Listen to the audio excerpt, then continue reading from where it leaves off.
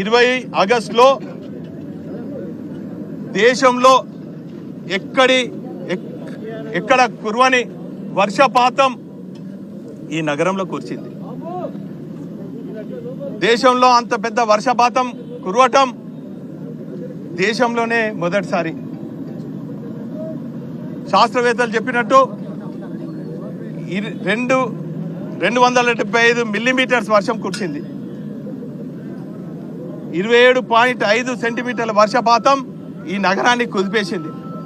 ఆ క్రమంలో నేను ఒక ప్రజాప్రతినిధిగా ఉన్నప్పుడు ప్రజలను ఆదుకోవాలి అని చెప్పి వరదలు వచ్చినప్పటికి కూడా నేను వరద బాధితుల ప్రాంతాలలో కూడా అంతా తిరిగి ఒక నివేదిక ఆనాటి ముఖ్యమంత్రి కేసీఆర్ గారికి, ఆనాటి మున్సిపల్ శాఖ మంత్రివర్యులు కేటీ రామారావు గారికి సమర్పించడం జరిగింది. సమర్పించుడే కాదు, ఆయన స్వయంగా ఈ వరద ప్రాంతాలకు తీసుకురావడం జరిగింది.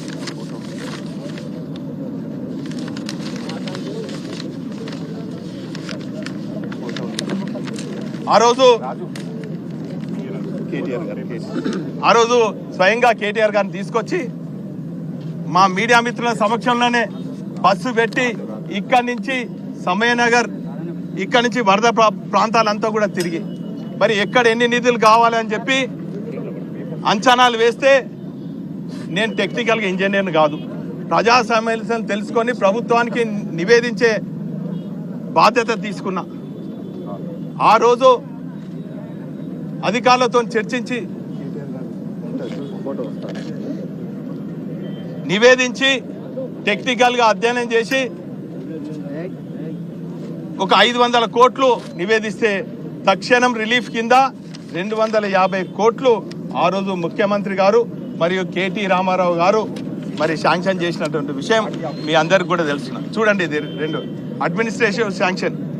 మేము 500 కోట్లకు అంచనా వేస్తే 250 కోట్లకు ఇవ్వడం జరిగింది. ఆ 250 కోట్లలో అనేక వరద ముంపు ప్రాంతాలలో అనేక కార్యక్రమాలు చేయడం జరిగింది. అది సంబయ్ నగర్లో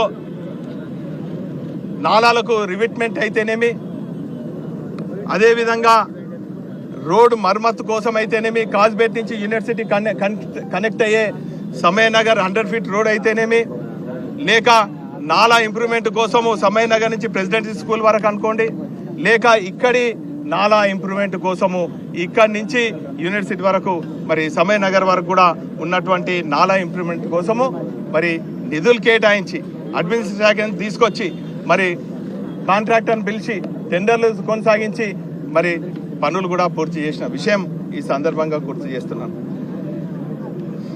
అయితే ట్రాఫిక్ను దృష్టిలో పెట్టుకొని ప్రజలకు ఇబ్బంది కావద్దు అని చెప్పి అటు సమయ్ నగర్ 100 ఫీట్ రోడ్ వైడెనింగ్ కానీ, ఇటు నైమ్నగర్ బ్రిడ్జ్ వైడెనింగ్ కానీ 2 సైమల్టేనియస్గా జరగొద్దనే ఉద్దేశంతో సమయ్ నగర్లో ఉన్నటువంటి కాజిపేట నుంచి కేయూసీ వరకు జరుగుతున్నటువంటి వైడెనింగ్లో ఫస్ట్ పోర్షన్గా సమయ్ నగర్ తీసుకున్నాం.